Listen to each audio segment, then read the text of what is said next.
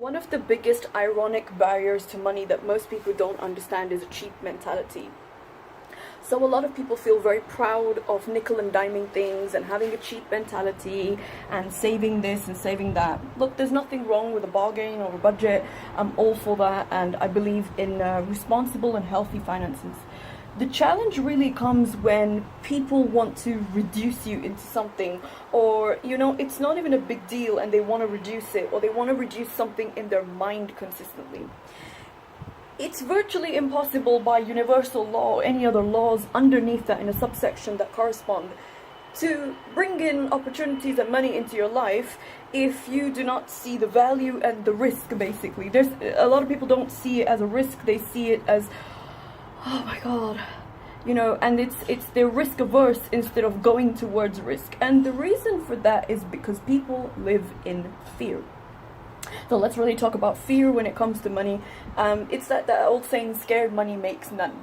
So you are going to have to put things on a priority list, and a priority list basically essentially is not a massive list. It's a list whereby there are one or two things and you really pursue it, you really go after it. If you've got this whole laundry list that's a priority list, then it's not really a priority.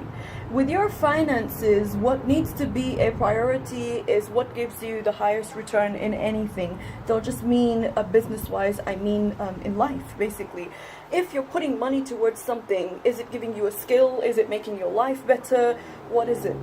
There's so many people who struggle with money, but typically when you look at their life, you just take one glance at their life and everything that they're doing is counterproductive to bring that actual money in. And so many people will have a limiting belief around it that, life's not all about money or this, that. Well, we're not saying it is, but it's up there with oxygen, And the more healthy and positive attitude you have, and in seeing money as a friend instead of something that needs to be used as a tool to use and abuse and control other people, the easier time you're gonna have with it. The biggest blocks people have when it comes is having that cheap mentality, having that I can't afford it constantly instead of how or what can I do to afford it, and seeing the value, seeing the light at the end of the tunnel is seeing the value in something.